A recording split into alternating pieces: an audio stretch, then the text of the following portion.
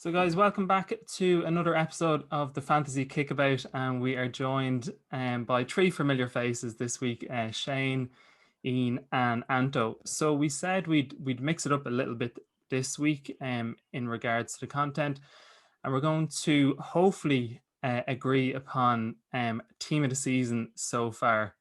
I suppose we're going to look at it, lads, in a sense of the formation. We're going to probably go 4-3-3 or in some way like that. And what we might do is obviously go through positions, try out ideas, plenty of debates, plenty of discussions. Everything obviously is more than welcome. So we might obviously start with the player behind the sticks.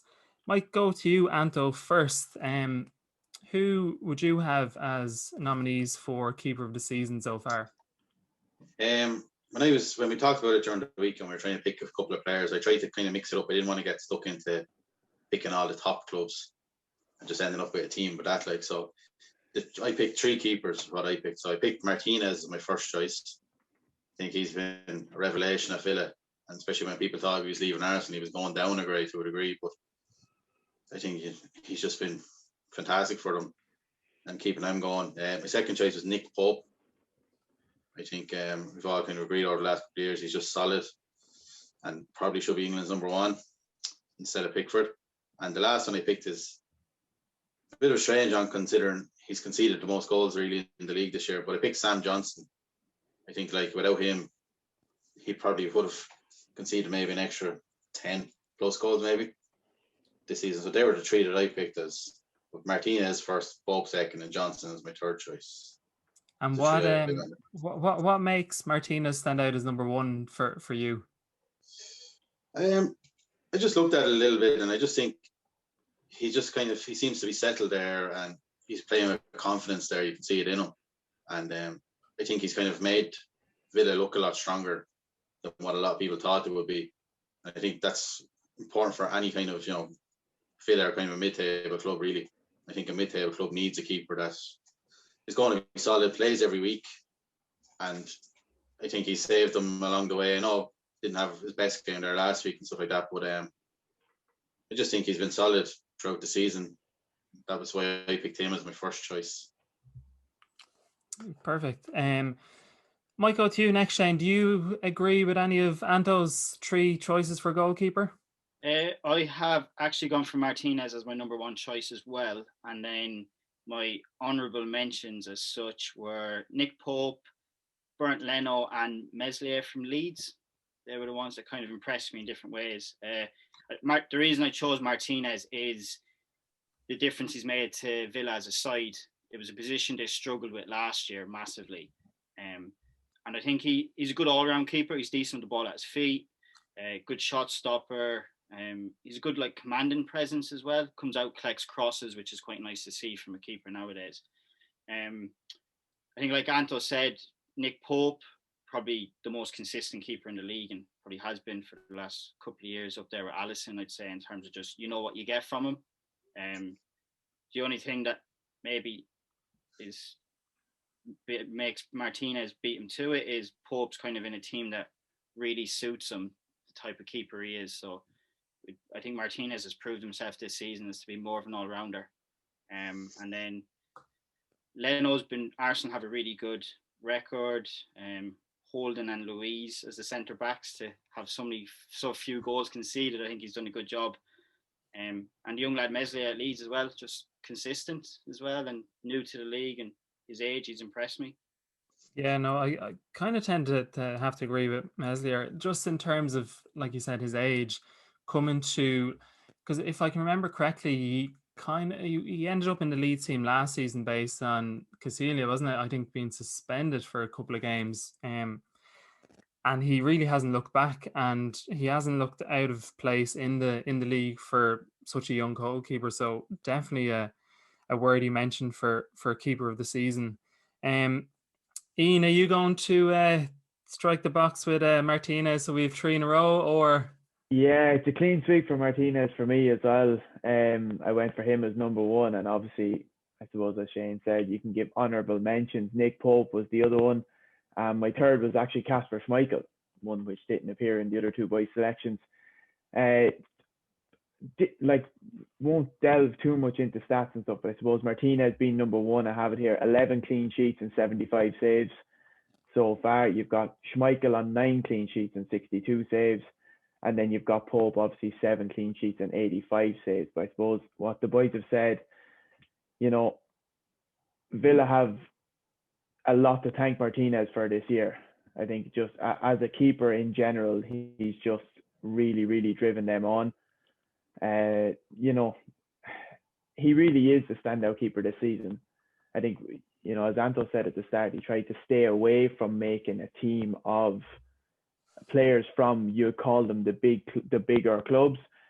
But at the end of the day, none of the keepers for the bigger clubs have covered themselves in glory from start until now this season.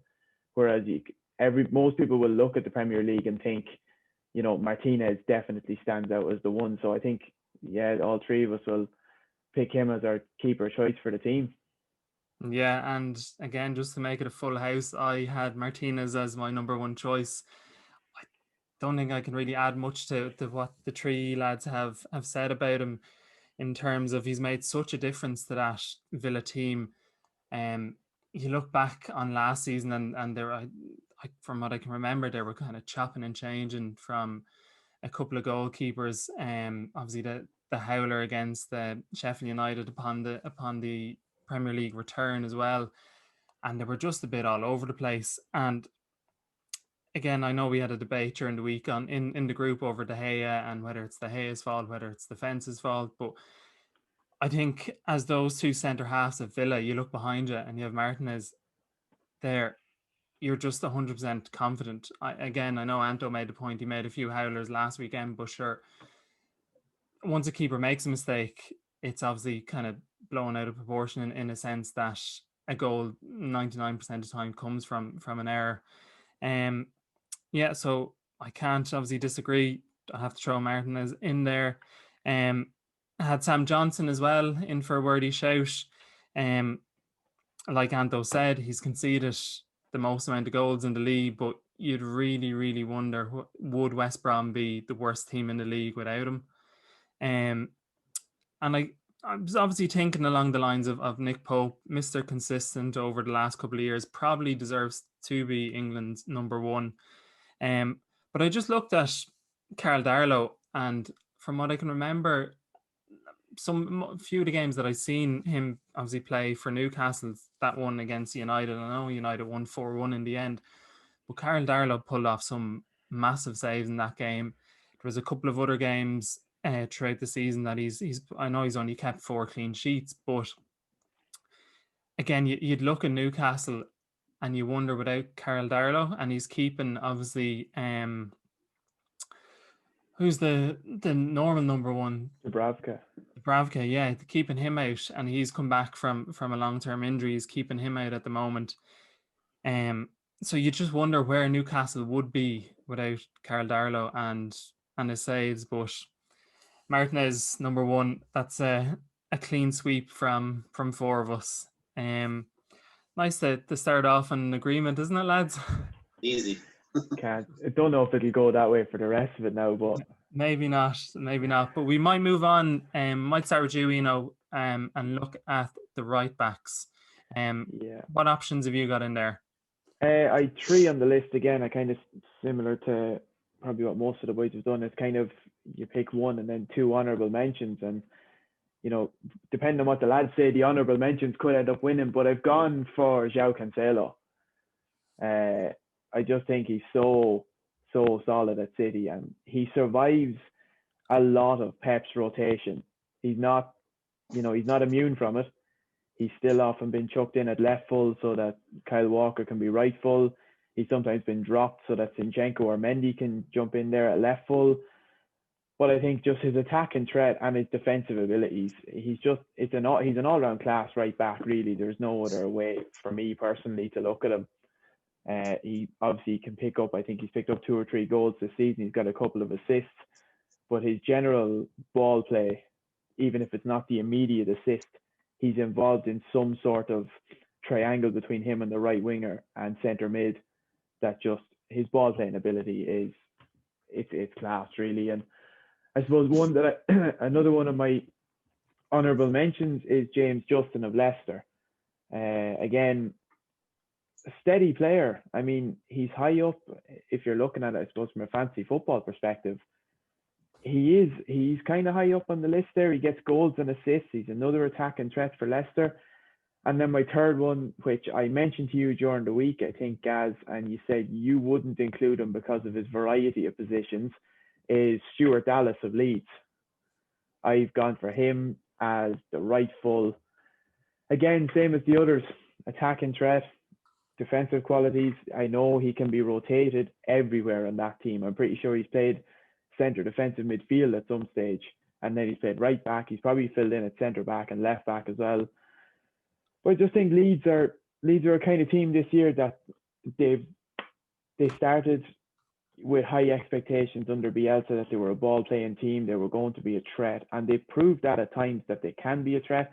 Then they proved at other times, such as the United game, where things can go horribly wrong and they can suffer big defeats. But I just think Dallas has been one of these players where it'd be easy for the likes of him to slip under the radar at times when Leeds results do go wrong, and sometimes his good performances can be overlooked. So I'm going to stick with Cancelo as my number one, though. He's going to be my pick for the team.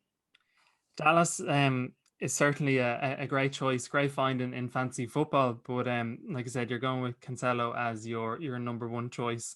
I just look at James Justin and think where he's come from in the last year and a half. When I think he signed from Luton the year before last season.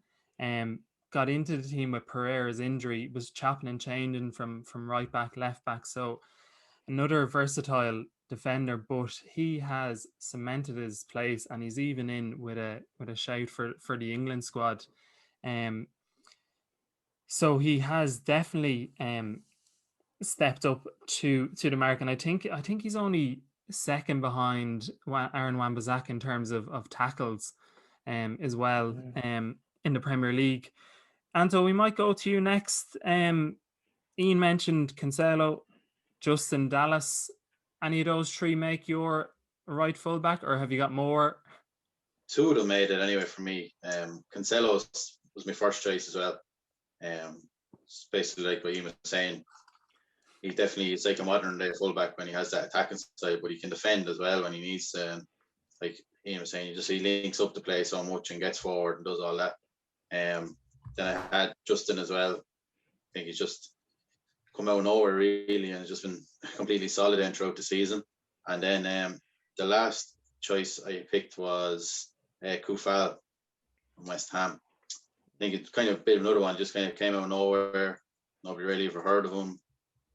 He just kind of just solid defender, just proper fullback, and just defends and gets on with it. Like, and like from the bits I've seen him, he's not the easiest guy in the world to get past and stuff, and he has that bit of aggression about him. I think you need that. But I went Cancelo, Justin, and Kufal as my three in that order. Yeah, Kufal kind of reminds me of a Zabaleta type of player, just in terms of the way he moves and he gets up and down the pitch, and even his kind of crossing technique as well. He comes across a player just that covers so much distance, I'd say as well. I'd say his distance stats are ridiculous. Like, yeah, he just always needs to be on the move. Like, and it's nice to see a defender who wants to defend. Like, you can kind of see that within him, that he wants to defend first and foremost, and then attacking wise that comes next. Whereas maybe you might look at the other two lads. I think Justin has been a steady defender as well. Cancelo probably hasn't had too much to really be doing as a defender. So Cancelo tops the charts for Ian and Anto. Shane, we're going to have a discussion, a debate about someone else fitting in as your number one, or have you gone? No, it's going to be a boring podcast by the sounds of it. I've got Cancelo as well. Everything the lads have said is spot on, and the only thing I was going to add is, apart from Kevin De Bruyne, he's actually created the most amount of chances for Man City in the league this season. And I love the way that, particularly City being on top a lot, and the way he can move into those positions and just, like Ian said, he can just kind of offer either overlaps or, overloads on different sides and goes into the midfield. And I think he's been one of the reasons, him moving into the midfield, we'll probably talk about him later, but it's giving Gundogan more freedom as well then. So I think, yeah, he's been brilliant. Had Justin as well. I actually think Justin has probably been, he has to be up for young player of the season, or he's been absolutely exceptional anytime I've watched him, and he's just good at everything. Like he's very comfortable with the ball. I think he's a really good defender. He's a good athlete as well. He's a hard player to get by. He doesn't get beaten in the air at the back post. He's just really good. And then the last one I actually had, so Kufal I considered, but I actually went with Matty Cash from Villa. Enjoyed watching him. He's good going forward. Again, he's just made a massive difference to the Villa team. Like the few players they seem to have brought in have just made the team a hell of a lot better. And he's not really had a regular right winger in front of him until recently with Traore. So he's had a bit of chop and change in front of him, but they seem to have settled into a nice partnership together there. So yeah, that would be, Matty Cash would be the only other one I'd like to add maybe as a little mention. Yeah, love the stat about Cancelo, by the way. Hopefully you have a few more throughout the pod, and we might be calling you Statman Shane by the end of it. It's some stat for a right full though to be second in line to what you would say is one of the best creative midfielders / general midfielders in the world, to be second on the team as a right back behind him for chances created. Like De Bruyne was miles ahead, even though he's been injured for ages. But still, to have your right full second when you've got other playmakers in that team is just class. Yeah. Again, looks like obviously Cancelo is going to be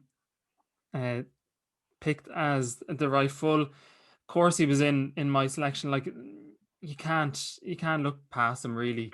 What he's done, he's almost completely changed how right backs could be positioned in the next couple of years if other teams are brave enough to do what Pep Guardiola does with that City team. He just brings a completely new dimension to the City team, giving Gundogan obviously much more license to get forward, other players to get forward more, have an impact. James Justin, to be honest, it was between James Justin and Cancelo. Obviously, I threw in a couple of shouts like Kufal and Matty Cash. I just think you look at West Ham and you look at Villa, where they've come from compared to this time last year. And obviously the defence has played a huge part in that success. A couple of lads that I threw in that if you had asked, if we had done this podcast, we'll say maybe at Christmas time, I would have potentially been looking at Lamptey at Brighton. I thought he had a really, really good start, really bright start to his career with Brighton. And Walker Peters as well had a very, very solid start and looked like he was going places with that Southampton team at the time. Obviously, both of the players have picked up injuries and haven't really been featuring for their clubs. But I think those two lads, again, started the season really, really well. But again, Cancelo, Justin, for me, I don't think he can really look beyond them. So I think Cancelo does take the right back position. I don't know if Anto, if you thought that the left back position was a little bit trickier to decide in comparison to the right back position. I probably found the left back, there's probably more people there maybe that could put their hand up as your first choice. I don't think there was necessarily one that's miles out ahead of everyone else. A little bit like Cancelo's probably a little bit out in front of everyone when it comes to the right back. The left back, the three I picked, I think you could probably pick any of the three and make an argument for them. But the one I picked as my first choice, just because basically the same as Shane was saying, I looked up a couple of bits about him this season, and like he's 5 assists this season. He's over 130 crosses this season here. So I picked Aaron Cresswell as my left back. Just because the assists, the amount of crosses he puts in, especially for a team like West Ham, with the attacking players they have, I think it's a big part of their game is to get the ball up there and just get it in the box. They're not like, say, the City that like to knock the ball back and play with. their style is just very much get it in. So he was my first pick. Pushed all the way by Luke Shaw, I thought. I think he's just pulled himself back from the fire. I think we're all United fans here, but I think, if he left in the summer, I don't think we would have been too upset about it. But where do you look where he is now? He's definitely near enough to getting himself to the stage of being undroppable the way he's playing from his attacking point of view, and his defensive point of view has come on again. Like, I think he's 4 assists in the league this season. And then the last one I give a shout to is Target from Villa. Just think he's another one, just solid, and it's a bit like, we've been talking about other fullbacks bringing the team along. I think he's just another one like Matty Cash on the other side for Villa. I think he's just brought that team on a little bit and has just been secure there all year, and nothing too fancy with him, but you just know he's going to be solid, and you never really have to worry about him being there or have a fear of playing him, which I think is key when you're playing someone there, Yeah. So there are my 3 choices. Definitely three worthy mentions for left back. Shane, we might go to you next. United fan, do you have Shaw in there? I don't. I think on form by standout, he's probably the best left back in the league for the last couple of months, but I kind of find it hard to overlook maybe his ups and downs at the first bit of the season. And I think Tellez was probably bought in view of replacing him possibly, or I know it pushed them on, but looking to replace him. But I think he's been absolutely exceptional in the last 6 to 8 weeks. But yeah, I think some players probably performed over a longer period of time this season. So who have you gone with? So if I could put James Justin left back, I'd put him in as first choice because he's played there at occasions. But I have gone for Cresswell also. Again, number of assists and chances created is very high. Set pieces are really important for this West Ham team. So they score a lot from them. And I think, just have it, the fact they've got some left-footed and right-footers putting the crosses in has really helped them. I'd put down Digne for Lucas Digne from Everton, but he's just not played enough games. Again, I think he's played like 13, 14 league games this season, but he basically had an assist 1 in every 2 when he was playing. And then 2 of the bigger names who I actually think have had pretty decent seasons, but their own standards have probably just let them down a little bit, is actually Robertson and Chilwell. I think they've actually both played well, but they've probably not been in teams that, it's kind of necessarily let them been mentioned like the other players that we have mentioned who have been real standouts and helped their teams actually improve this season. Yeah. Does Robertson get a mention there just because of your comparison to Robertson last weekend? He's got 5 assists and 1 goal, so he's doing all right. Yeah, no, to be honest, I had Robertson in my my top 3. I just think he's probably been Liverpool's most consistent player. Again, his standards have probably dropped, but that whole Liverpool team's standards have dropped compared to obviously last season. But he is still Mr. Consistent. I think he's just been let down by the front 3 as well. Like there's been a number of times where he has set up the chances or put the crosses in, but he's just been let down by the attacking players from Liverpool. Yeah, like I'd still look at Robertson and say he's the best left back in the league, probably by a good distance. I know other players on form at the moment could potentially challenge him on that sense. Ian, are we going Cresswell as well, number 1, or? You know what? I actually picked the exact same 3 as Anto did, but I had Luke Shaw at number 1. Oh, interesting. Yeah, and then the more Anto was talking, I was like, maybe I've made the wrong call here. But look, I think a serious argument can be made for Cresswell. I mean, as the boys were saying, his set pieces, his attacking mentality, he's just such an asset to West Ham to be where they are now. I mean, my other options were obviously Luke Shaw and Matt Target, and I do have Luke Shaw in as my number 1, probably from a bit of Man United bias. I think it's probably the one and only time the Man United bias took over in my team, where I was kind of saying, the stiff competition here, but I'm going to pick the United player. I think Luke Shaw has just been so immense the last few weeks. We saw when he's not in the Man United squad, it's not common to say that when you're missing, that your wing back or your full back would be the key that you think the link in your team is missing. And that's just the way Shaw has gone. I think he went under a lot of criticism years ago, Mourinho, about weight and about skill levels and anything that goes with it. But I just think that he's so key to United's team this year. Like Cresswell with West Ham, he's on deliveries and he's become a focal point in a lot of attacks. And one thing that he's really, really come on with is his actual drive. It's that one touch that when he gets played a pass to the side, that one touch will open him up, and he's gone by one, and then suddenly he's put the burners on, and he's drawing fouls by running in between the gaps between fullbacks and centre backs and centre mids. I could be bet on the debate if Cresswell stands out in front, but I'm going to go with Luke Shaw. Good man.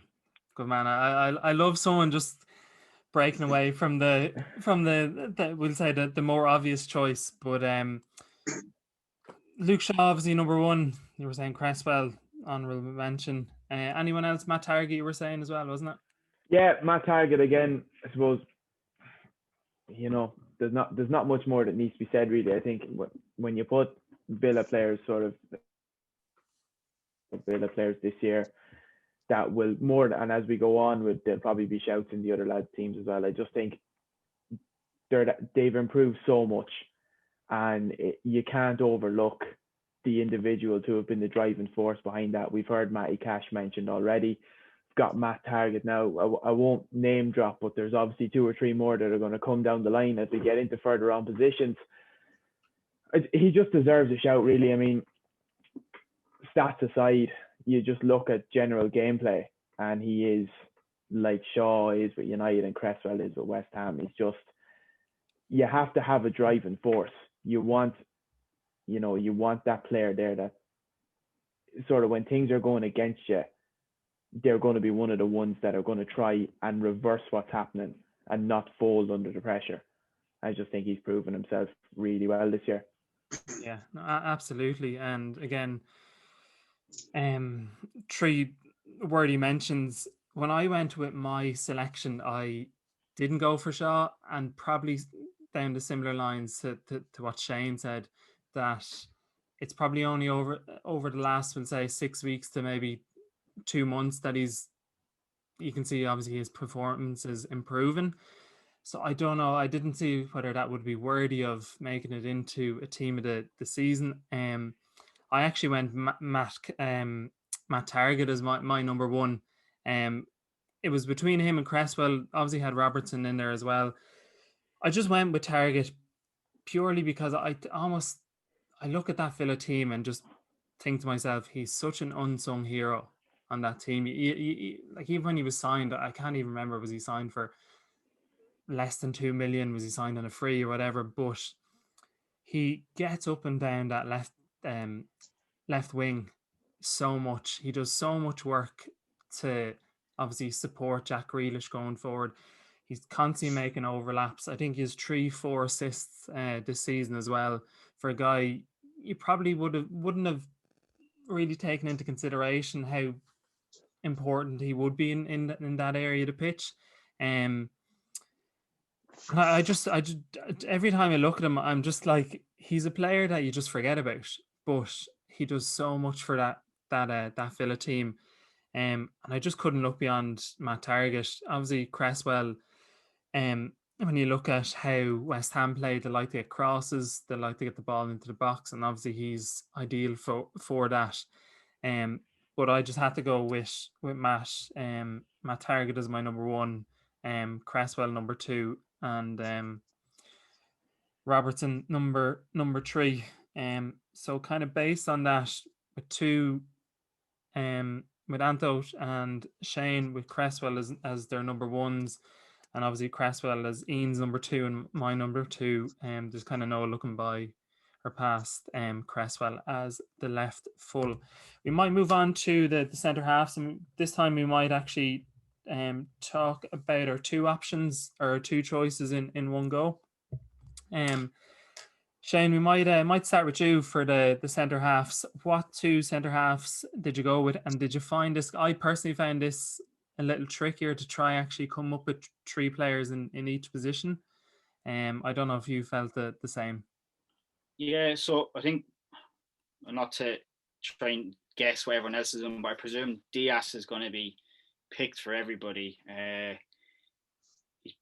Talking again, like the same kind of team keeps coming up. We're talking about players that have really made an impact and changed their side or really improved their side. And Diaz has obviously done that. And speaking about him last week on the podcast, Anto talked about how he's more of an old-fashioned kind of style centre back who just loves defending.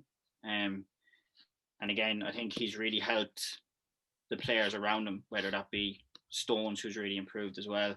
So he's been exceptional. Obviously, City's defence. The only thing he could do it is adding a few goals at the other end, because I think he attacks the ball so well in his own box. Yeah, I'd like to see him maybe add a few goals in the opposition box. The other one I've gone for first choice beside him, because he came to me unknown this season and he's just been so impressive, is Fofana from Leicester City. So assured. He was only 20 back in December. Kind of reminds me of like a Rio Ferdinand style centre back. Like, even though he's so young, he's able to handle the physical elements of the Premier League, but the way he reads the game and the way he plays, he doesn't necessarily have to get caught up in that, even though he can handle himself. And you know, to come in and keep Soyuncu out of the team when he's come back from injury shows how well he has done. And yeah, I just think that he's been exceptional. Like, he's shocked me how good he's been anytime I've watched him. A couple of the mentions then, so they were the two that I chose, and then the mentions, I actually went for Johnny Evans as one of my mentions.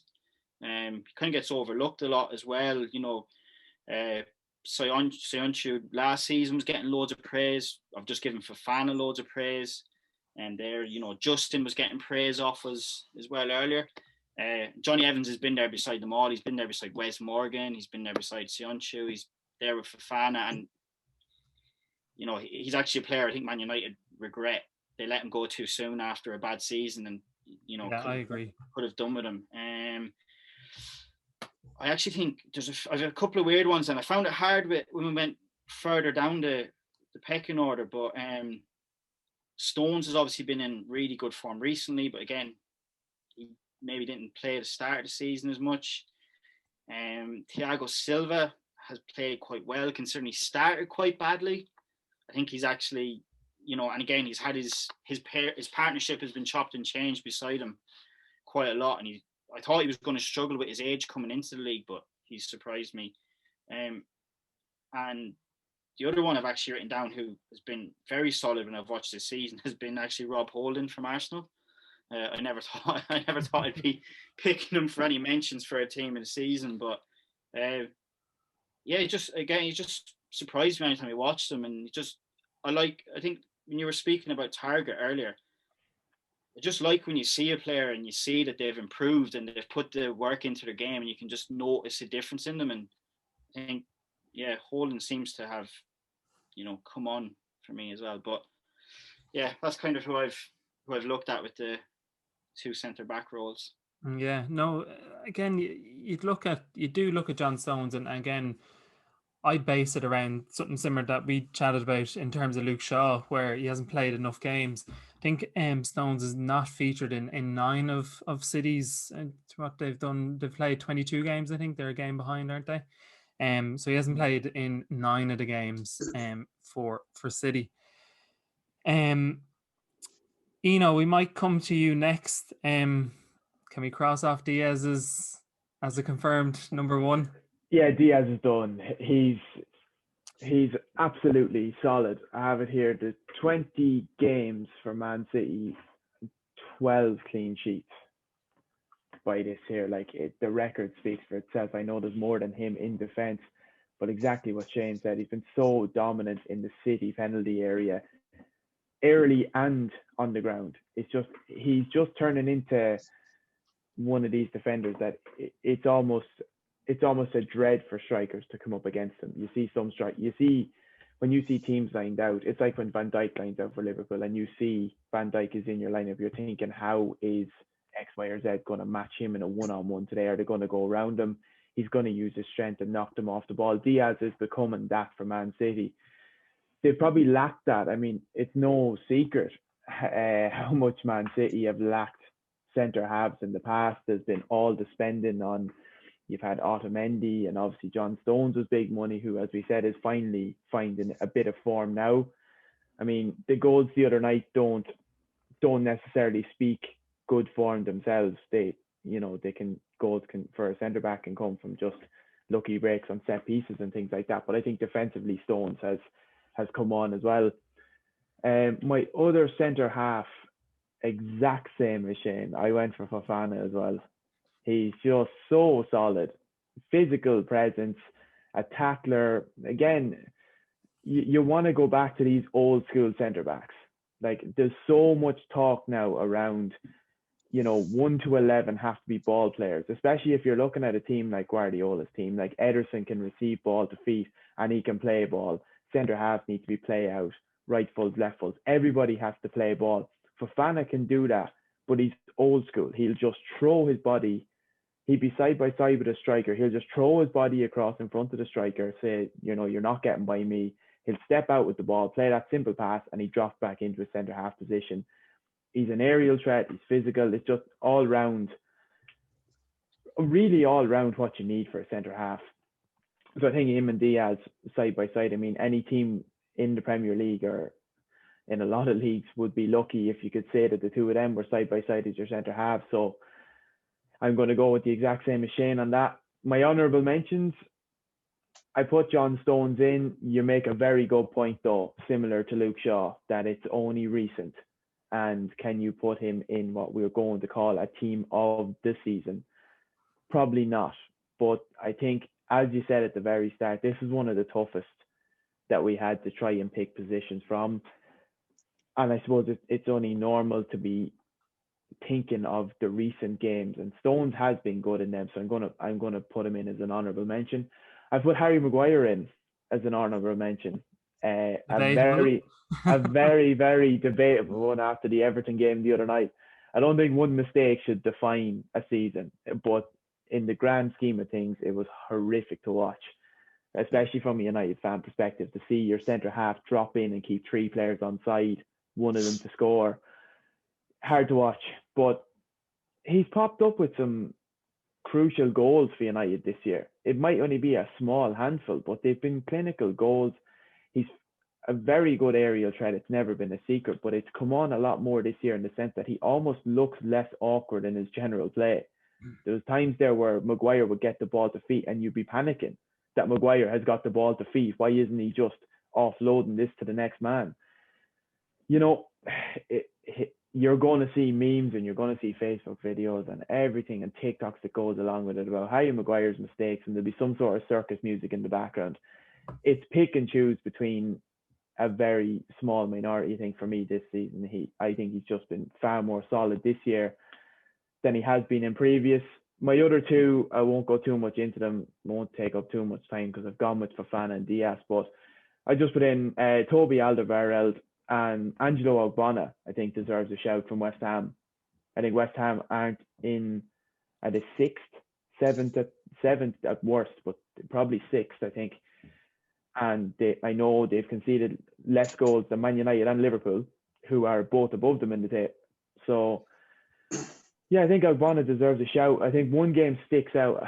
I say sticks out. I can't even remember who they were playing, but I just remember watching it on BT, and you've got Fletcher on commentary, and he was just over and over. Ogbonna again with the clearance. He absolutely dominated the game, got them over the line. I just think it's hard to overlook some sort of West Ham player in each section of the pitch this year. So Ogbonna is an honourable mention, but I'm sticking with Diaz and Fofana. Yeah.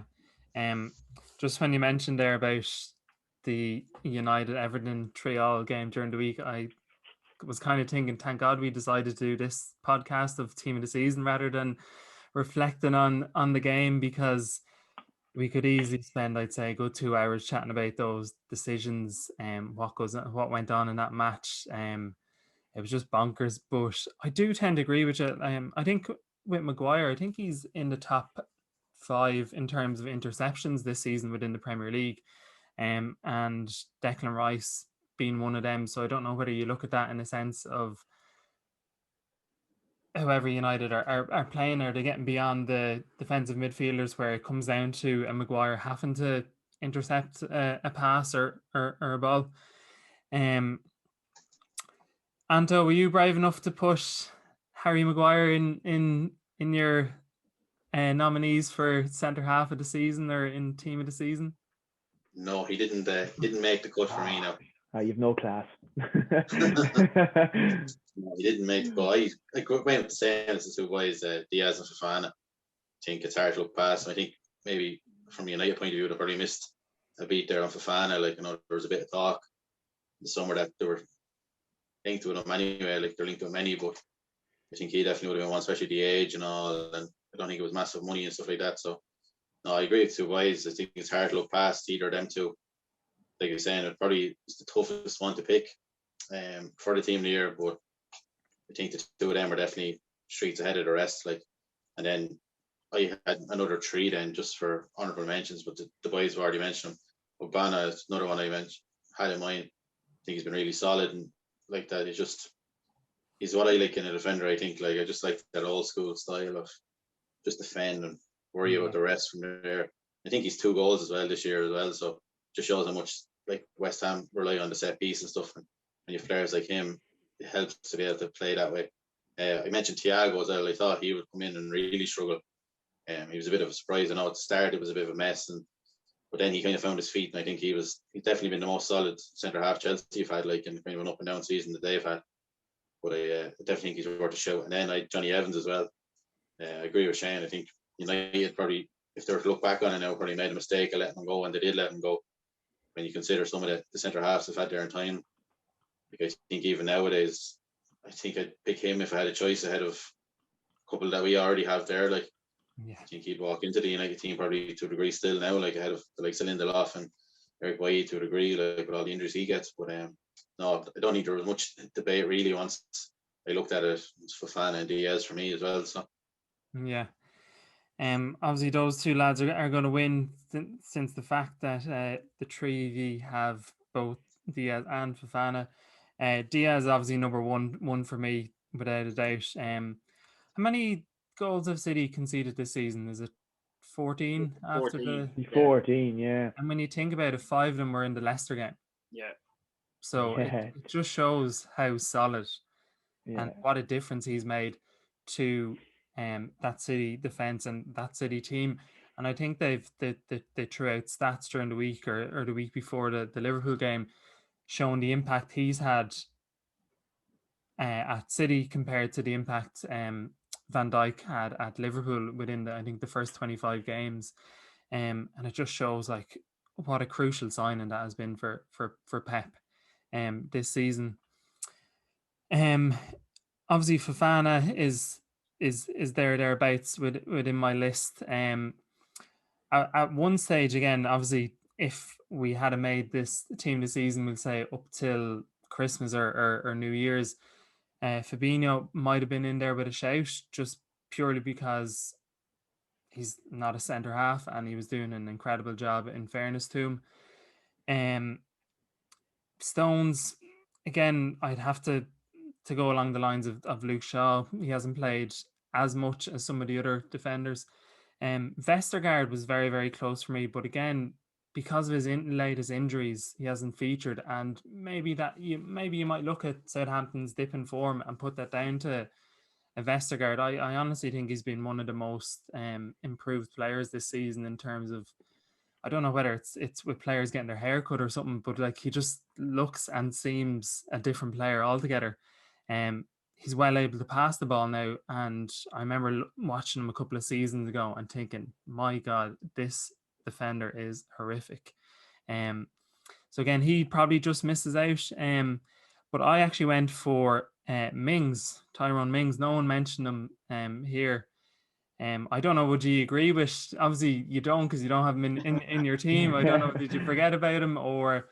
I actually think his partner at Villa is a a better player than him and has had a better season than him. Konsa. I think Konsa gets overlooked. Maybe because Mings was a big money signing and helped them get promoted, and they really wanted him, and he England international as well. Yeah, and he stands out a bit on the pitch. He's vocal in the way he plays and stuff. But I think Konsa beside him is actually, in my humble opinion, is actually a better player and has had a better season. But you wouldn't notice him as much in terms of the style he maybe plays. Yeah. Well, I'm going to say I'm throwing Mings in to provide a bit of balance to the centre half. We needed a bit of an argument, Gary. We haven't had any. Yeah, you've lost anyway, so go ahead. Fight your point there while you're waiting. Right. Diaz and Fofana. No Mings, unfortunately. Right, we might move on to are we going one holding midfielder, two holding midfielders? I think one, is it? Yeah. I've gone for two central midfielders plus a 10, basically. That's pretty much what I've done as well. Okay, yeah. We'll go with that. Anto, did you do something similar? I kind of played a diamond, really. I to a degree. All the modern day players are adaptable anyways. We'll fit them in. That's it. We'll get them. So we can what we might do then for this one, we might just talk about our three midfielders then, and then obviously you can indicate to us what positions you're playing them in. I'm just going to throw out a few names. Fernandes is obviously in with a huge shout. Grealish, Souček, Barnes, Maddison, Gundogan, Rice, Højbjerg, Rodri at City, Ward-Prowse, maybe Phil Foden, possibly Saka from Arsenal. We might start with you if you want to talk us through your three midfielders. Yeah, I had an absolutely torrid time doing this because I had two that I knew 100% off the bat, and then I've been fighting with two of them. So I actually haven't properly made a decision, but I'll fight a case for both of them. Obviously, the first one I'm going with is Bruno Fernandes. It speaks for itself. He's a master at.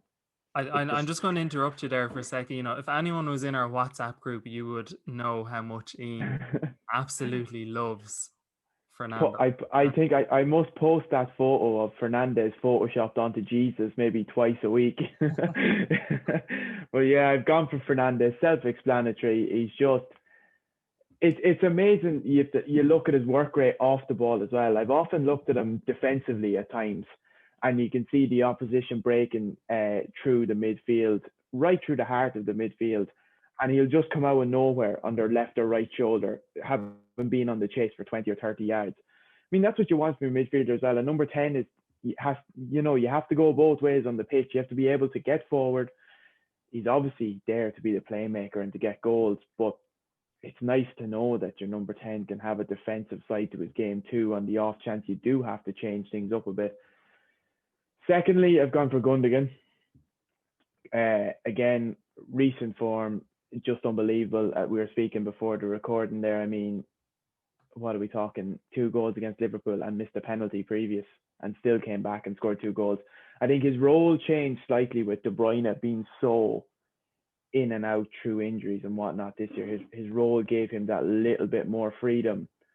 It'd be interesting to see, does he fall back into that more sitting back, spraying those key passes, or is he going to be still driving forward when De Bruyne features so much more regularly? Like he's, Pep's rotation is one thing, but De Bruyne is never going to be left out. It's who fits in around him in that midfield. Obviously, he's getting goals, but I think his general playmaking just can't be overlooked, really. I then had to fight with myself over these last two. I was caught between Thomas Souček and Pierre Højbjerg. I think Højbjerg has probably been one of the signings of the season. Full stop. From 1 to 20 in the Premier League, he's probably been one of the signings of the season. His transfer went a little bit under the radar until Spurs got a few games into the season, and you sort of realize the impact he's having on that team. It allows so much more freedom to a team when you know that the man sitting in front of the back four is going to do a job for you. There's no ifs, buts, and maybes. He is doing a job for you. End of story. Whoever's playing ahead of him, have your freedom, go forward, get back. He's going to have that line covered. It's just been so key. And then you look at it on the other side, you've got Souček at West Ham, 8 goals this season. I mean, he's been a fancy football manager's dream from that perspective. Eight goals and a red card, but we won't mention the red card. We won't mention the red card because it never was. But yeah, we'll overlook the red card. Don't put the blight on the man now. I have him in for this weekend as well. But he's just, I mean, it's all around class. If I'm going to be put on the spot to pick my definitive 3, like we're talking a defensive midfielder in front of 2 more attacking midfielders, I'm going to have to pick Højbjerg. I think he's going to have to be the one with Fernandes and Gundogan playing ahead of him. Suppose some honourable mentions, more than honourable when you talk about De Bruyne. The man's a wizard, but I mean, it's back to the whole Luke Shaw argument and John Stones.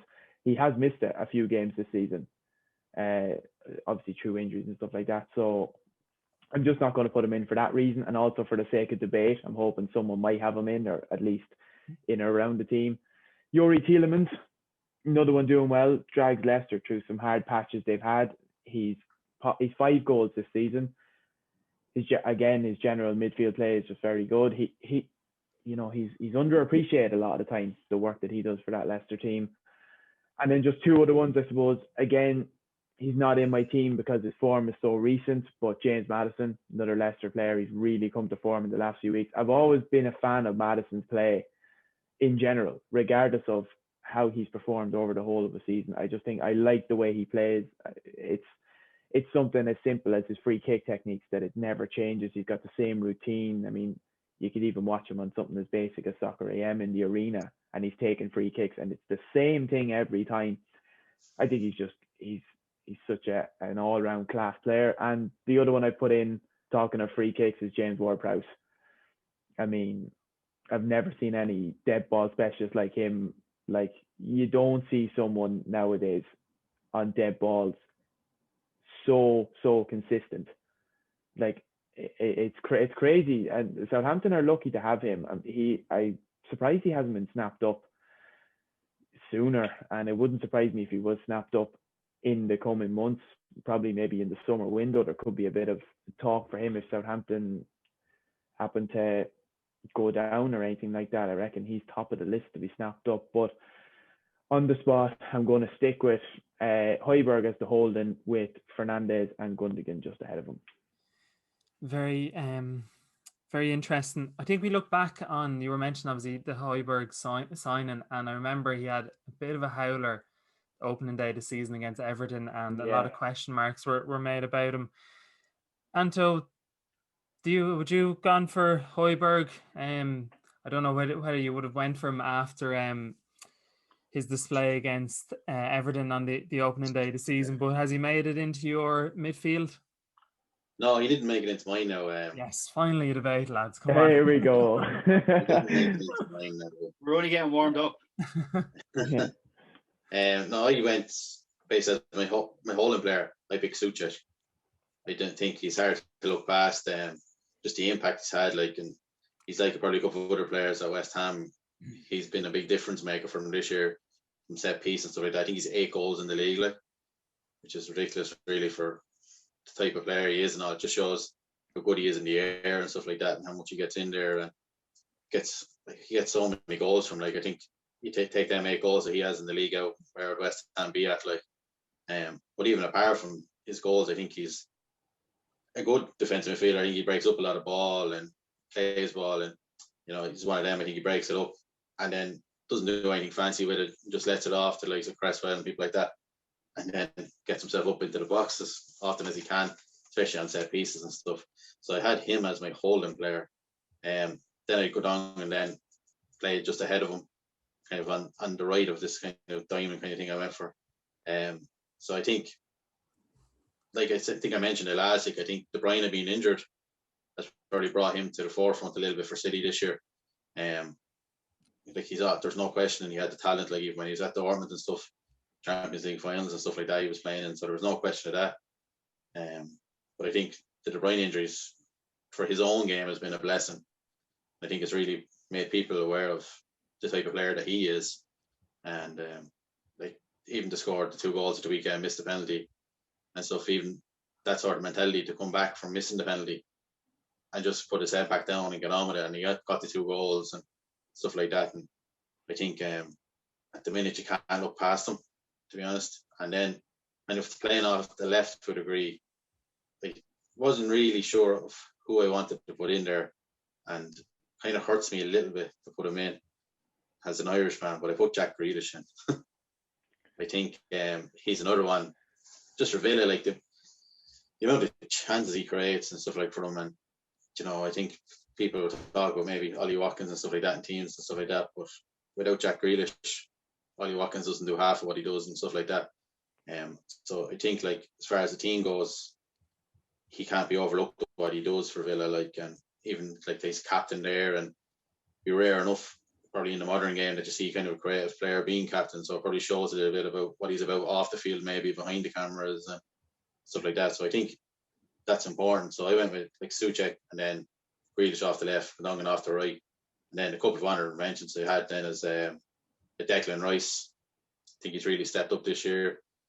I think he's someone, maybe this time last year I wouldn't have paid too much attention to him when there was talk of him in Chelsea, but I think now from a United point of view he's maybe a player that we'll be half looking at, Then another mention is Harvey Barnes. I think he's really come out of himself this year, become a really important player. I think he's 7 goals in the league this year, which is very good going now, and that for that team there now. And he's an awkward player. He always looks like he's difficult to play against.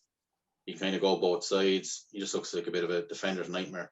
Then one I mentioned that Ian didn't mention, but I think he deserves a mention to a degree, is Scott McTominay.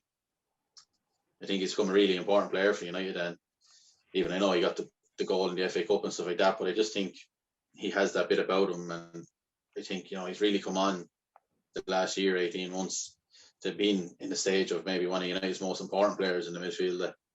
I think when he plays, I think even when the team comes out and you see he's not playing, you feel like you're missing something.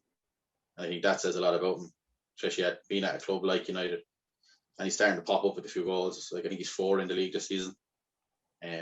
So I think he deserves a mention, but I went for Souček, Gundogan and Grealish as my 3 anyway. And I'm guessing with your diamond midfield, Fernandes is sitting at the top of that. I can't reveal that yet. Yeah, Fernandes at the top of the diamond. I'm just going to throw it out there because obviously we're going with the 3 in the midfield. So I don't know, potentially could you look at Grealish pushing left wing forward kind of in that team? But before we kind of debate that or have a chat about that, Shane, picking any different players compared to the lads or similar enough? Well, just I'm not revealing too much, but some of the players might be in a different position for me going forward. I'll get the boring one out of the way first. Bruno as number 10. Pretty self-explanatory, his numbers and the difference he's made. He's a real leader as well, which is something that Man United as a side have really lacked in the last few years as leaders. He's straight in there. The one I had behind that, same as Eno, was Maddison. So he's a really nice player to watch, but his numbers didn't always, add up. But he's actually got as many goals and assists this season already as he had in the whole of last season. So I saw him do an interview on, must have been Sky, a few weeks ago, and he mentioned the fact that Jamie Carragher had said he needed to improve in his numbers, and he'd actually paid attention to it, and he's been working hard with Brendan Rodgers to get into better positions to get goals. So it's nice to hear a player kind of be reflective, and it's really worked for him. So yeah, Bruno was my number 10 and Maddison was the honourable mention. I've kind of struggled to fit 3 into 2 with the 2 holding midfielders. So I've got Gundogan. Again, I don't need to go into everything the lads have said, but the freedom he's been given, he scored 9 goals. He's like 7 of them have been inside the box, which, if you kind of thought of him as a player beforehand, you probably would have thought him kind of picking up goals from outside the box or the edge of the box. So fact he scored 7 from inside the box shows how he's kind of adapted and changed, and he's really pushed City on. And then the other two are actually the two West Ham lads. So Souček, as everyone said, 8 goals, fantasy football legend at this stage. The one thing about Souček, though, it's really easy to make a kind of throwaway Fellaini Moyes comment, which is a bit harsh on him, because he's actually a really good footballer. When you watch him, if you take away his goals, like, he's not just arriving in the box getting goals. He's a good, like, he'll take the ball under pressure. He's not afraid to pass it around. He's a really good defensively minded player as well. And then, yeah, the other West Ham one, so is obviously Declan Rice. I know Anto said about not mentioning Grealish on it as an Irish person, but I think Rice is probably worse, to be fair, to be bringing up. But and I know there's a bit of, I think I was fighting a lone battle on the WhatsApp group when I said I thought he was a very good player, but I think unfortunately for Rice, so we're Man United fans, a lot of other people in Ireland are, say, Liverpool fans, whatever.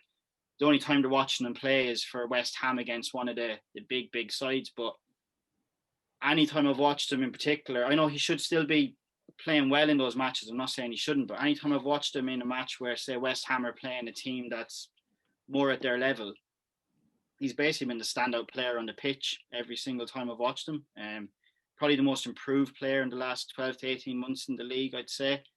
His passing's improved massively. He's a really good dribbler with the ball as well. Like, the amount of times he drives the ball out of certain areas, and he's in, like you mentioned earlier, Gary, his interceptions are, I think, the 3rd highest in the league. So he won't be at West Ham after the season. One of the big clubs will snap him up, I reckon. So yeah, Souček, Rice and Gundogan. And just to give you I don't have too many honourable mentions, but Højbjerg, I wrote down saying if it had been maybe come Christmas time, I think he would have actually squeezed in there. He was that good. It's just hard with how poor Spurs have been in recent times. And then the other couples were James Ward-Prowse, Tielemans, and I actually went from Decore from Everton, because centre mid's a position Everton have really struggled in, and he's kind of played a few different positions and covered different roles in the team. But yeah, so they would be mine. Okay, this is kind of going to be interesting for us to try squeeze 3 of them into midfield. My midfield, I went with Højbjerg sitting.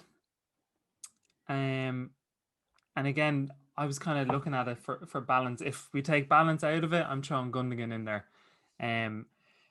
So I'm going Højbjerg, Fernandes, and Grealish. And that's obviously me then leaving out Gundogan in a balanced side. Again, Fernandes, we've all mentioned the reasons he's there. You just need to look at his numbers. You just need to look at the work rate he puts in. Ian was obviously mentioning how hard he works defensively, and I don't know what sprung to mind. Was I know the result didn't go the way we wanted it against Sheffield United, but he was pegging it back to when he lost the ball, won the ball, and even for I know he didn't quite get to the ball, but for Sheffield United's second goal, he was probably the player that was furthest away. But by the time the shot went in by Ollie Burke, he was probably the closest player to Ollie Burke in terms of trying to close him down.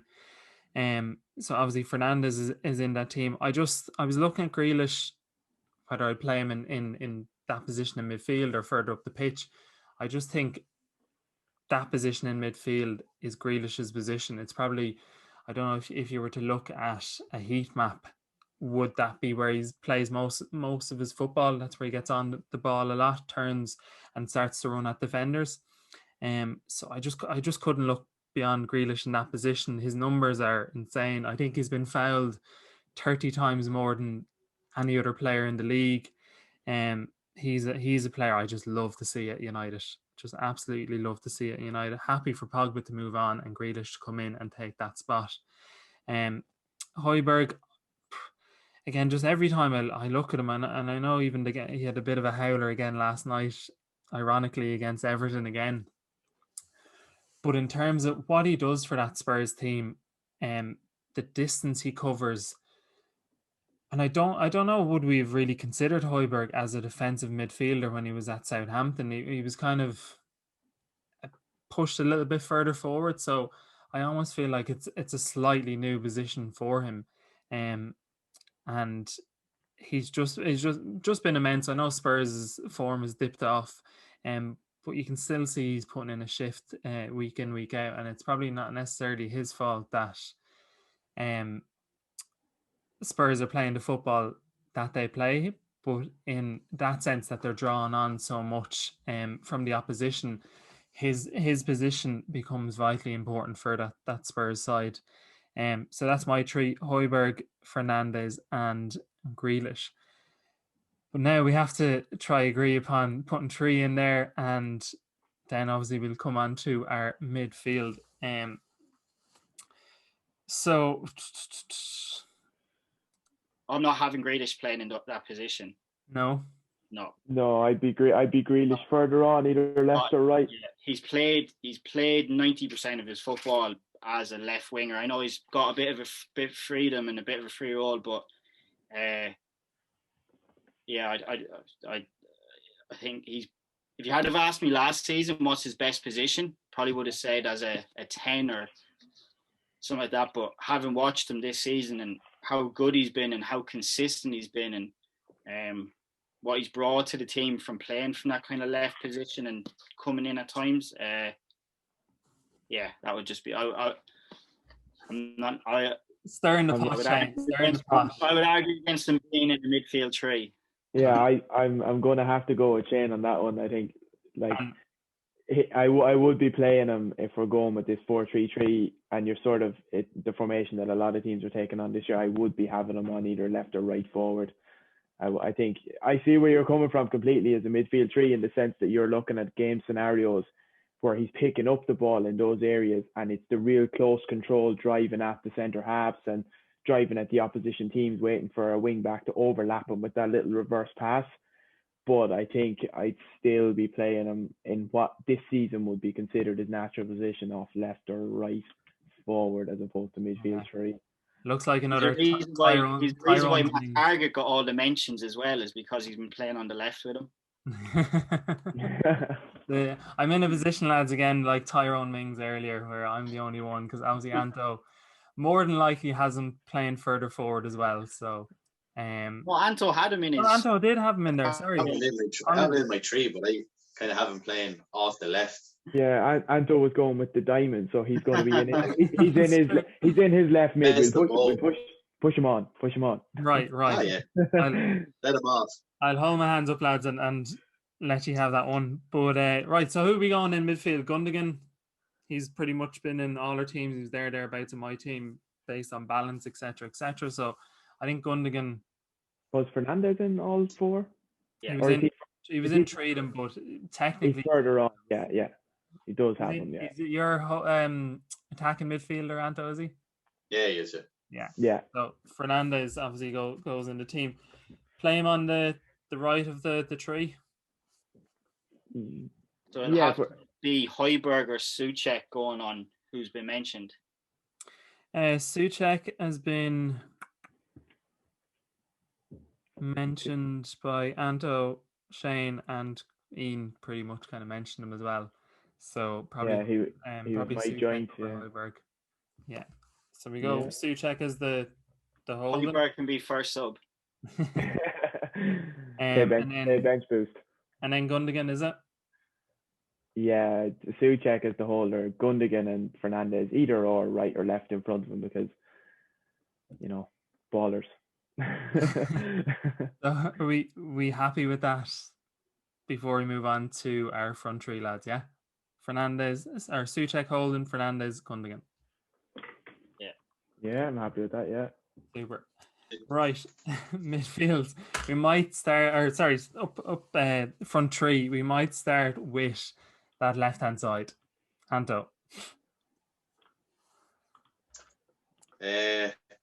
So I played diamond, so I have Bruno then in like an advanced position. So I kind of played just with two strikers as such. Okay. Not so much off the left or off the right. but just to make things a little bit more difficult for you. All right, go on. Name your two strikers.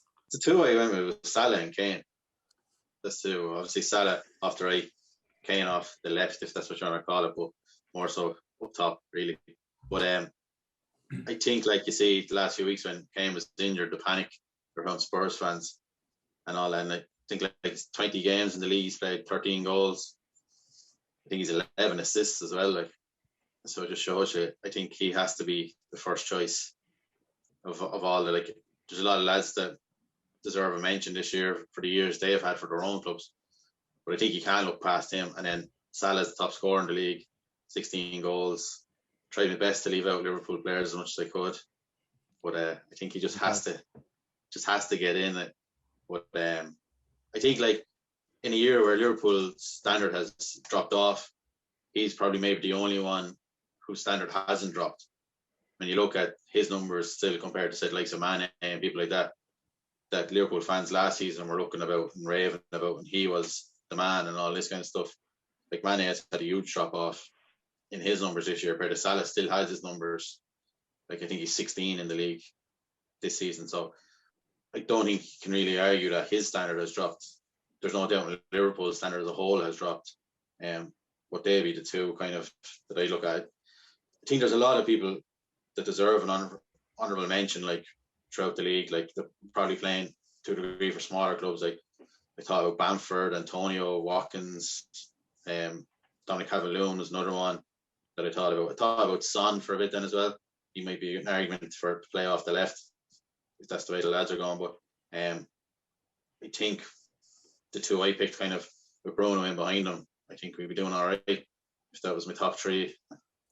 I don't think I'd have much complaints if I could get the three of them in a team together. So absolutely, and I think you could throw a debate in there and say Kane could potentially be a 10, the kind of the position he's been playing this season, especially with his assists. You do look at Salah, and numbers obviously don't lie. As it how many goals has he got this season? Is it 16? 16 is it in the league?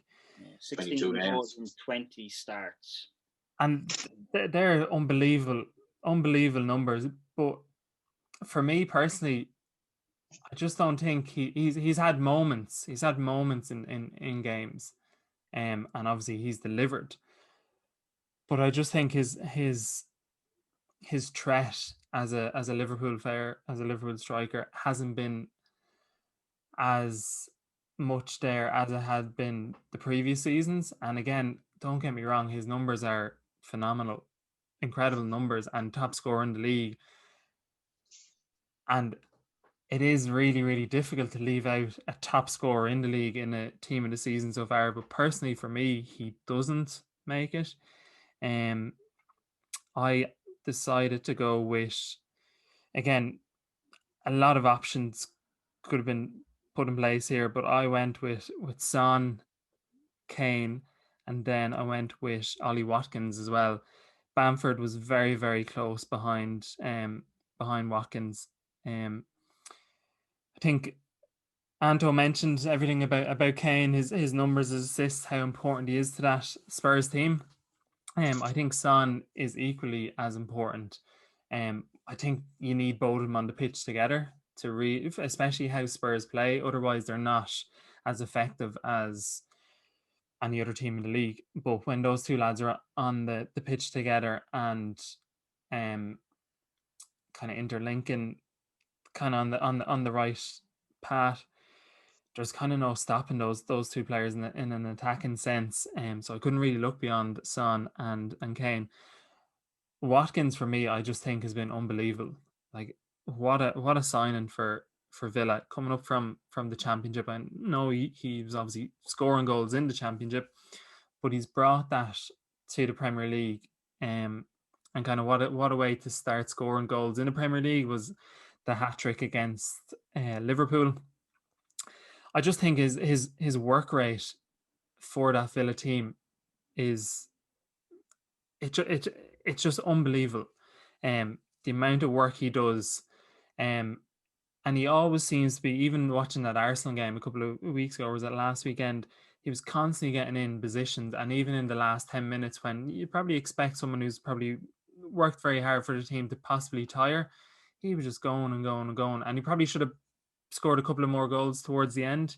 But he was still getting in those positions in the last few minutes. So for me, I went with Son, Kane, and Watkins as my front three. Eno,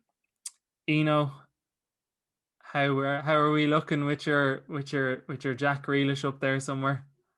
Yeah, you're very similar to me again. I went for Son on the right, Kane through the middle, and I actually went for Grealish on the left. So I went Son, Kane, Grealish was, I suppose, my main three. Just to start with my honourable mentions, I have Salah in there. I mean, as you said, numbers speak for themselves. 16 goals in whatever many starts it was is some turnover for this time of the season.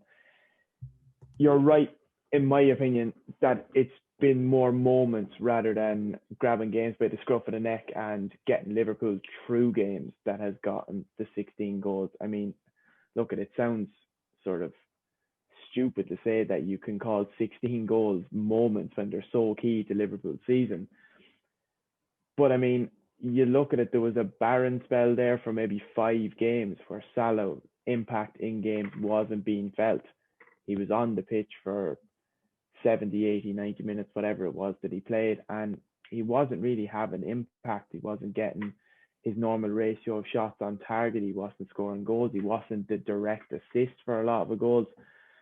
So, you know, it goes back to that argument we had at the very start of this podcast about Luke Shaw and about other players like that, is that you're going to base this on a consistency rather than moments. So I'm going to stick with Son and Kane anyway. I mean, their partnership has just been incredible. I mean, I have it here. They've both got 13 goals. Son with 6 assists, Kane with 11. So, I mean, there's some huge figures straight away. And then Kane's injury, obviously, as Anto said, you can see a lot of Spurs fans on edge. He is their go-to. I mean, Vinicius as their sub striker. You know, it's all well and good against the non-league teams in the FA Cup playing in the middle of housing estates. You can look like a superhero when you're a professional footballer playing against them. But you're talking big-time Premier League here.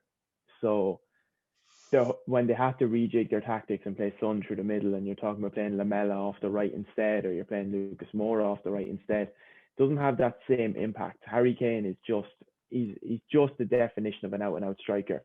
And whether you like him or lump him, his impact on games for Spurs cannot be overlooked. And then I've gone Grealish off the left, 6 goals, 10 assists. And you're talking about Salah's 16 goals and why are they only being considered moments? But you look at Grealish and you look at Aston Villa as a whole, nothing takes over on that Villa team without him. He's captain for a reason. It's because he's got the desire to drive the team on, but it's not just verbally. He actually backs it up with what he's doing. 10 assists shows his complete contribution to the team. He can score. He's directly assisting. And then I suppose, as we mentioned with earlier players, it might not be the immediate assist, but he is an instigator of so many attacks that he'll play that second to last pass that opens up space for the final pass. He's just been so good this season, and it's hard to overlook Villa. We mentioned earlier on, talking about target and cash, that there'll be 2 or 3 more names that will pop up. Grealish and Ollie, obviously you had Ollie Watkins in your team as well.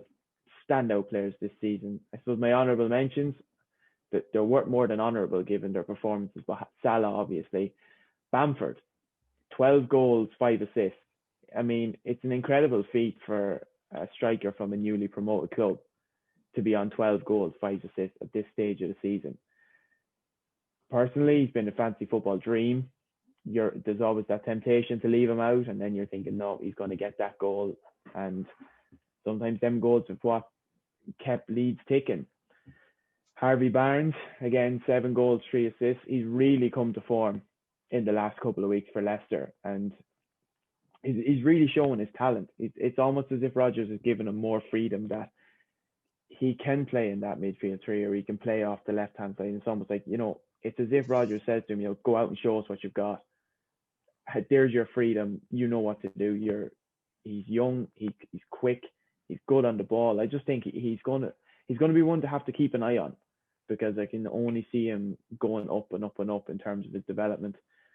And then just obviously we've got Calvert-Lewin, that's been mentioned earlier on, and I, just for the sake of a small bit of debate, I put in Rafinha from Leeds as well. I mean, 4 goals, 4 assists doesn't scream team of the season, but again, it's been more in the last few weeks. Probably why he's pushed for a place in the honourable mentions. It's been more in the last few weeks. We've seen more from him. It doesn't merit getting in the team of the season, but I think from a Leeds fan's perspective, it's nice to see him on the up. You're going to get more of a collective unit now between himself and Barnes, and obviously the likes of Jack Harrison and things like that. Everything just seems to be coming together that little bit more for Leeds as a whole. And I threw in one more honourable mention just to finish it off. Might not necessarily play off the left and right or in the forward role. He can sometimes be holding back in midfield. Was Eberechi Eze from Crystal Palace. You know, another player who's been at the forefront in the last couple of weeks of Crystal Palace's games, whether or not they've gone for or against them. His name is popping up on goals and assists and impacts more often than not. I just think he's another one to keep an eye on, but I'm sticking with Son on the right, Kane through the middle, and Grealish off the left. Just before we come on to you there, Shane, Grealish for me is just a joy. Honestly, just a joy to watch. My favourite player to watch in the league. Take him in a heartbeat on your team, without a shadow of a doubt. Potentially player of the season for me. Shane, obviously you have Grealish up there in your front three. Who are your other two? Yeah, well, just first thing before I move on, the first thing I've written down here is Grealish, player of the season. That's that's what I've literally written down. And I think Eno mentioned 6 goals, 10 assists. If you had better players around him, those figures would be even much higher. And also, like Eno said as well, it's the way he leads the team. It's the way he draws in 2 or 3 players. It's the way he draws fouls. Like, his overall impact is massive, and he makes all of the players around him better.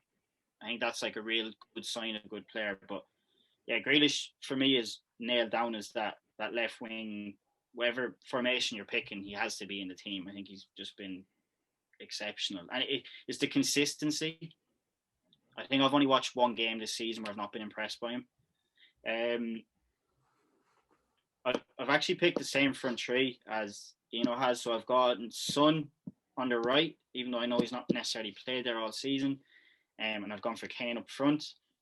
I just think the two of them, like everyone's already said, it's the way they link up, it's the way that they contribute so much to the team. They've got the goals and assists, but they're so important to their team. They're almost left to their own devices up there. You know, they've not got the 9 other players kind of supporting them in an attacking sense. Like, it's very typical Mourinho. It's, you know, the attackers are left to kind of figure out moments of individual brilliance, and Spurs are lucky that they have 2 exceptional footballers that have been able to pull that off more times than not this season.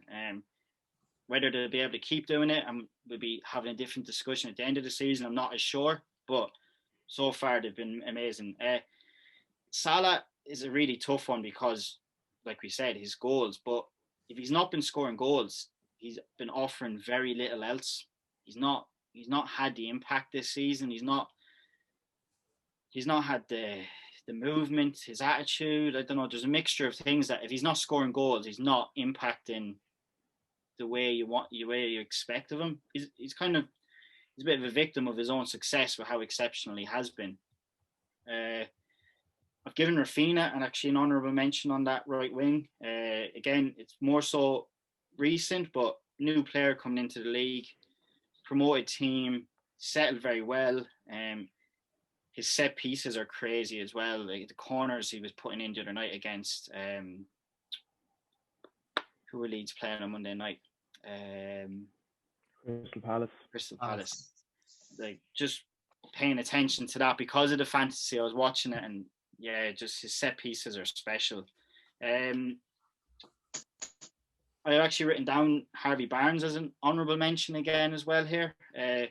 He's got all the attributes to be a really good winger, but he's just brought the consistency to the table this season. That's been the difference. I felt like previously kind of performed well, won every 3 or 4 matches, but this season he's been a go-to player. And, you know, Maddison and Vardy have both been out of the team quite a lot this season at different times, and he's kind of had to shoulder a bit more responsibility, and he seems to have enjoyed it. And then the honourable mentions behind Kane would be Calvert-Lewin for his goals, but I don't necessarily think the rest of his play has been good enough to give him a chance to get into that team of the season. Yeah. And then I've gone for the 2 lads that have been mentioned in Bamford and Watkins, both coming up from the Championship. I think Bamford has had an amazing start. I'm not sure he's the answer going forward for Leeds, to be honest. I think most strikers probably would have scored a lot of goals for Leeds this season so far. I'd probably be proved wrong by him, but I don't know. I've got a feeling that he might get found out a little bit. Watkins doesn't get as many goals as he should with some of the positions he gets in, but he's probably the perfect example of a lone striker who, you know, holds the ball up well, runs the channels, gives his midfielders and defenders options. Like, no matter what player on the Villa team has the ball, he's willing to look for it in different circumstances. So he definitely has to get a mention. But yeah, I've gone for Grealish, Son, and Kane for my starters. And I think from all of our selections, that will be the front three. Grealish on the left, Kane in the centre, and Son on the right. I think, yeah, I'm just looking here. Obviously City have 3 players: Cancelo, Diaz, Gundogan. 2 from Spurs, Son, Kane. We got 2 from Villa, Martinez, Grealish. Obviously 1 for United, Fernandes, and 2 from West Ham, Souček and Cresswell, and then Fofana as the one from Leicester. Which it's nice to see in a way, isn't it? Because normally when you look at a team of the season, like, I know it's only halfway or just beyond halfway of the season, and we're basing it on everything up to now, but it's nice to see such a mix in the team. Do you think, Anto, is that kind of a reflection of how the season's gone so far? There's been so many shock results. Kind of some of the matches have been a bit all over the place as well. Like we said earlier, West Ham, Aston Villa have completely turned around their performances compared with last season. Nice to see, isn't it? A good mix of different clubs in the team this season so far, Anto. Yeah, no, 100%. I think it just shows as well, like, how, I know it's a strange year and all, but how competitive the league is this year, that the likes of them players are getting in. And they're not just getting in there because we're saying, well, we don't want to pick all top clubs. They're getting in there because they deserve to be in there. And there's probably like a couple of other players that are playing for the so-called lesser clubs that are right knocking on our door that, you know, probably be your 13, 12, 13, 14 pick. And I think it just shows the way the league's gone, and even the way some of the results have gone this year. Like, you know, Villa, Liverpool this year, stuff like that. It just shows that, I think, like, obviously results like that are a bit freak, but I think it shows though as well that what would be considered those middle clubs and middle to bottom half clubs have really kind of stepped up again this year. Between all that's going on, no fans, all that, it's probably helping them to a degree. To go to places where, you know, where fans might have just put them off before, like simply like going to like the Burnley going to Liverpool and Liverpool not having the cop there and stuff like that. In my opinion, anyway, it definitely makes it easier for these teams to go there and do what they're doing and all that. But I just think it shows that across the board, I think this season especially, there's been a real kind of step up in quality to a degree from those kind of middle teams where, you know, we're talking like Declan Rice, Grealish, people like that like there's definitely going to be talk about them in the summer of moving to one of the bigger clubs and all. So I think it just shows throughout the year that, Like there's a lot of teams there that have really stepped up their game this year. Like, and there's no doubt, and I know there's always been the kind of thing that any team can be anyone on the day, but this year I think the Premiership is definitely a year for that, where first could play 15th or 16th, and it's not a guaranteed win for them. So I just think it shows you that a lot of them so-called smaller teams have this season are in a position where they have 2 or 3 players that could potentially step up and play in a top 6 so-called club, like, without it being too much bother to them. So I think that's where it's come from this year, and I think it just goes to show in the team that we've picked between us that them players have stepped up in them clubs, and we've talked about the players there and how important they are for them clubs. Really shows like that they're top players as well, Yeah, just to mention our team in full. Martinez in goal, right back Cancelo, the 2 centre halves Diaz and Fofana. Left back is Cresswell.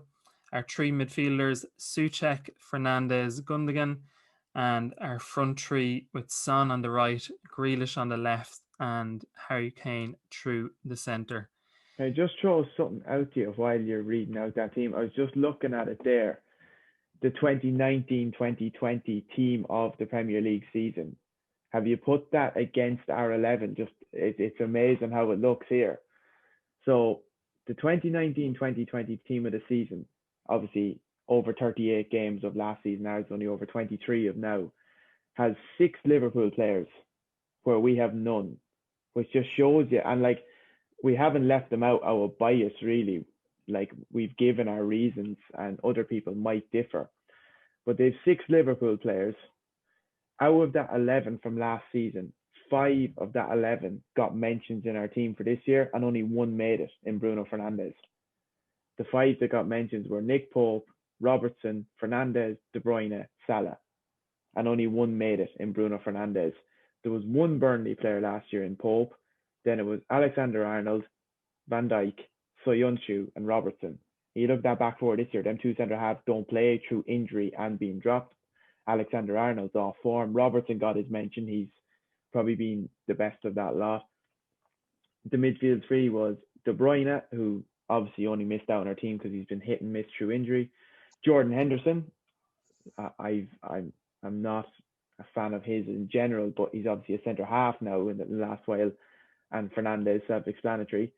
Salah says himself he made our honourable mentions. Jamie Vardy made it into none of our lists really. And Sadio Mane, again, I think he was only mentioned because of the dip in form, really. Anto was saying it earlier on. But it's just amazing to look, as Anto said, it's the rise of the rise of the smaller clubs, as we call them, to reach a higher potential. And I mean, if ever there was a year to do it, it's now. You've got no fans in stadiums as such. You've got just such an up and down game weeks, week after week after week. You never know what's going to come. I mean, prime example, I sat there looking at that United game the other night thinking 2-0 at half time, this could be 3 or 4. It wasn't a thing that United were playing super. It was just that's the way you're thinking 2 can only get better. And suddenly it's 3-3. And you're thinking, I'm not even surprised by the way this season has gone. So, I mean, it's just interesting to look at the big, massive comparison that out of that 11 last year, only 1 actually made our team in 23 games now. Just shows you how crazy and quick things can change. Yeah, I definitely think we have to give you an honourable mention for that comparison, Eno. I was writing it out there.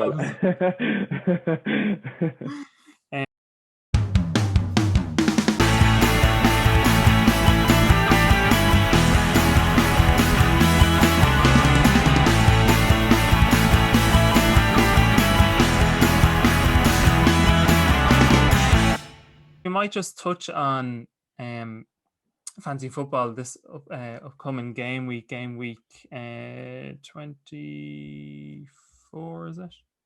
Game week 24. I know we were chatting just before we came on air about all the injuries and illnesses that are kind of hitting our teams at the moment. I'm just looking at my team. Diaz potentially could be out. Calvert-Lewin looks like he'll probably miss the Fulham game. So is he worth holding on to if he's only going to play 1 game, and even though Everton have a double game week? James Justin is an injury doubt as well. I was potentially looking at bringing in, if all my players were fit and healthy to play, I was looking at bringing in Nick Pope, Ben Mee, two winnable games, I think, for Burnley. One is away at Palace, and I think the other one is at home to Fulham. Yeah, home to Fulham. So I was looking at bringing those two lads in, and I was looking at also bringing in Lucas Digne. As Shane mentioned, he's played 12, 13 games and 6-7 assists. A double game weekend. I know they're playing City in one of them, but potentially points to be had against Fulham. But now that just throws everything up in the air again with all these injuries, and probably have to sit down again tomorrow evening, Saturday morning, and really consider it, especially with, I think it's game week 26, where due to the FA Cup commitments, etc., and teams getting through, there's going to be a few double game weeks in game week 26. Shane, your team is hit with a few injuries and doubts for this weekend. Yeah, like you said, the Calvert-Lewin one's a bit of an issue because the second of his double games is Man City, so you're really relying on that first one. So if he's a doubt, it'll probably be the Fulham game he misses, which doesn't make him very appealing. But yeah, it's a bit of a tough one because I think the double game week matches, trying not to get too engrossed by them and just, again, like I said last week, just stick to a team that I think is going to do well over the course of a season rather than for just the 1 week. But there's a small part of me now with Calvert-Lewin being injured that's tempted to make a gamble on Gabriel Jesus from City. But yeah, I was thinking about bringing Nick Pope in otherwise, possibly. But yeah, like I said, I'll pay attention to maybe the injuries coming up. But if Calvert-Lewin's a doubt for the Fulham game, I'm pretty sure I'm going to get him out because he's got some tough fixtures coming up anyways after that Man City second match. So yeah, it's not made it easy, these few doubts. Yeah. Ian, Anto, have you got Calvert-Lewin? Would you be potentially looking at Richarlison maybe going in there? Just even for 1 game week, maybe potentially 2 game weeks. We might start with you, Eno. I actually don't have any Everton players on my team. It's mad. I'm looking at my lineup here in front of me. Obviously, the two E-boys were on about Nick Pope. I might have mentioned it when I was on there 2 weeks ago. He's been a stalwart in my team, I'd say, for a couple of years now. Always so reliable. Even when Burnley concede, it's like, yeah, Burnley conceded 3 and he's getting his minus few points, but he's made 6 to 9 saves. So up his points go again. I've heard tell of a couple of people on Twitter saying that they're going to captain Nick Pope this week because he's got a serious chance of 2 clean sheets. Away to Palace, I wouldn't be so sure about a clean sheet. But at home to Fulham, I mean, we know the type of football Burnley can be known for playing, and especially if they're at home against a team like Fulham, you'd think they'd like to go more attacking, but doesn't always work as the case. So maybe a case can be made for it. I've got a back 3 of Cancelo, Cresswell and Maguire. Maguire's away to West Brom.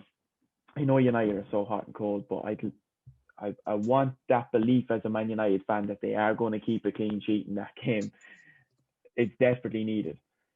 Then I've got a midfield 5 of Fernandes, Souček, Salah, Barnes and Gundogan, and a front 2 of Bamford and Antonio. And sitting on my bench, which is bugging me the most, is Ollie Watkins, and I don't know who to replace him with because I need him to play. He's away to Brighton.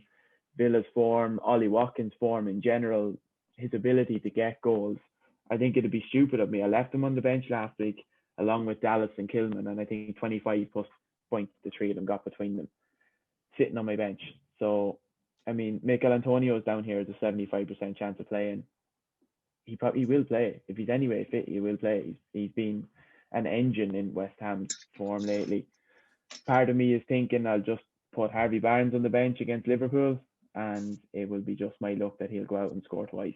So honestly, I'm at a loss as to what to do in general with my team. I'm hoping that some sort of, as Shane was referring to, some sort of daylight on injuries will show in the next 24 hours, or at least before the deadline on Saturday morning, that we'll know for sure if I drop this lad, he's not going to magically appear out of nowhere and do a job, and he's sitting on my bench and suddenly there he is with 20 points. So I think I'm going to have to hold out until the last minute on Saturday morning. And set that alarm, I reckon this will be a 5 to 11 job Saturday morning. Absolutely. I mean, being 26th in the table will tell you that I've done that more often than not. But just before we come to you, Anto, I'm just going to throw this in just to rub it in Ian's face. Like, I went with Ollie Watkins captain last week, and I remember I was out walking around and literally checked the group, and I just a couple of ping, and great choice, guys. Well done. What was it? 2 minutes into the Arsenal game, Ollie Watkins scoring a goal. So that was huge for me. Actually, this week I went up to 29, so I'm on your tail at the moment.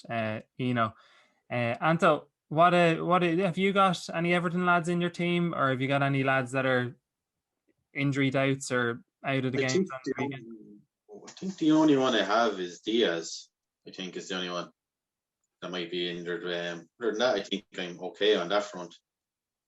So not too bad. But I think I know there's a lot of talk of 4 or 5 guys kind of being injured now, but it wouldn't surprise me if 2 or 3 of them are okay come the weekend. It's usually the way these things work. But I probably agree with Shane to agree. Probably get Calvert-Lewin out. Never mind the injury. I think he's coming with tough fixtures coming up. Then I think I posted in the group today. I think it's hamstring, the tweak on his hamstring. So if it's that at all, he could be talking 4 or 5 games maybe he might miss. Now I know it would definitely be a degree I'm rushing him back because he's their main man, that side of things. Well, I think if I had him in my team, I'd be taking him out anyways. But actually, down where I am, there's not much advice to be taken from me anyway. That's for certain. I'm just having a look here. You had, they went Antonio captain last week, and I think there was a good few in the group that went Antonio captain as well. Speaking of captain, Shane, who are we looking at for our captain this week? Again, it's a tough kind of week to pick a captain. I know there's a couple of teams, obviously City, the standout team, that have 2 games within the week, but again, Pep Roulette. Does Sterling play 2 games? Does Gundogan play 2 games? I know 2 of them played last night, but we're taking off on the 58, 59 minute. Thank God it wasn't Premier League and fantasy football, because most managers would have been going mental.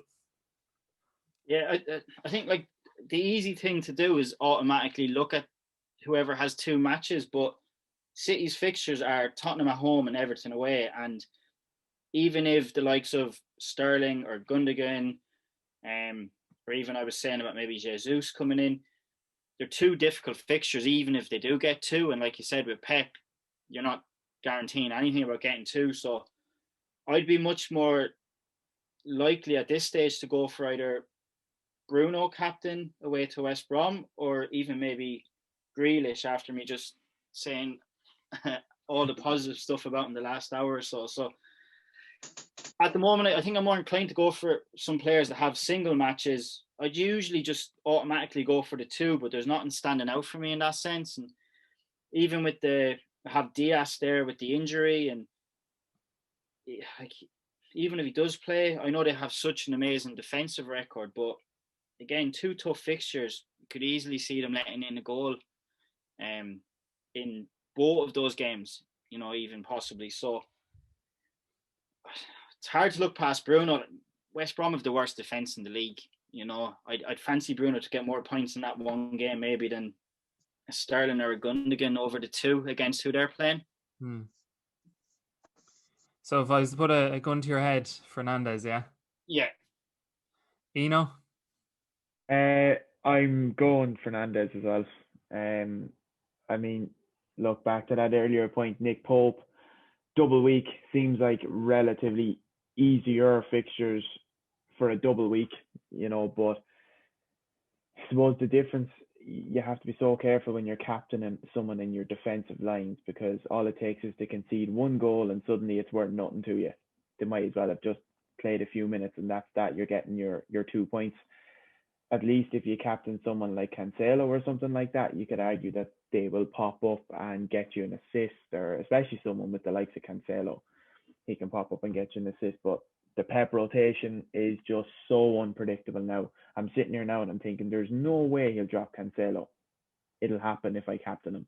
So I'm just not gonna tempt fate or anything like that. As Shane said, it's hard to overlook Fernandes, even if it is only a single game week. And I think selecting my team is a dilemma in itself. But in the last 3 to 4 weeks, this is the one where I've been looking, thinking, is a triple captain on Fernandes? Until all this talk about the double game week in the mid-20s came up, now I'm holding off on it. I think the triple captain is going to be used on a double game week, whether it's tough fixtures for the individual or not. And obviously the way the league is going, postponements can happen at the last second, that double game week could be added to even further. So I'm going to hold the triple captain for that, but captain Fernandes, I think, away or at home. If you're playing West Brom, you have to fancy someone with his ability to do your job, and especially United needing points so desperately, with City probably going to win both those games and pull away to 8 points at the top. You'd want United to be getting 3 in that. Yeah. I'm kind of something similar dilemma between Fernandes and also I'm looking at the 2 City lads, because I'm just thinking if Gundogan is, or even Sterling, are to have an unreal game in either the Spurs or the Everton game, and you have them as captain, that's your decision justified to a certain extent. Right now, I'm probably edging towards Sterling. But again, 5 to 11 Saturday morning, ask me that question and we could have a completely different answer. Do you believe yourself right now that Pep will start him twice? Yeah. Is there a Champions League game in the middle of it? No, they play Arsenal after, and then the Champions League comes. So the Arsenal game might be the rotational one for. That's if a Champions League game was directly after it, I could see them rotating. But the fact that there is still a game between it and potentially an FA Cup game as well, there's going to be a bit more rotation. So I can see him sticking with Sterling and Gundogan for maybe not the full 90 minutes in both games, but at least 60 in both games. Final word, Anto, to you on captain this week. Probably the same as the lads. It's hard to look past Bruno anyway, especially the game we have. Probably will go for him, but I have maybe a little thing in my head of maybe Cavani either. I think it might be a chance for him to get a few goals. You'd imagine United will have a lot of the ball. You'd imagine he'll start again, considering he didn't start during the week in the FA Cup and all. So I'd imagine he'll start. So he might be the only other one. Maybe I might try to think of, like, as far as City players go, I think I'll avoid him, because I think there will be rotation. Like, even Cancelo, I don't think will play the 2 games. I think Walker was back last night and stuff, so I think Walker will play one of them games. Like, especially if Diaz is injured, maybe Walker and Cancelo might play. Walker can kind of slip back into the centre if he needs to be. So I probably avoid City players for captain, but probably I think Bruno is kind of the obvious one, which would probably mean you do nothing. So 3 definites for Bruno Fernandes and potentially a 4th. Shane, Ian, Anto, thanks very much for joining us this week, for coming up with a team of the season so far. And what we'll do is we'll throw our team of the season up on our Instagram page, and obviously if anyone feels like they want to debate any of the decisions that we've made as a group, feel free to throw something down in the comment section. And again, thanks for joining us, lads, on the Fantasy Kickabout, and we look forward to having you again soon. Chat to you soon, lads. Well, I guess. Cheers, guys. Deadly.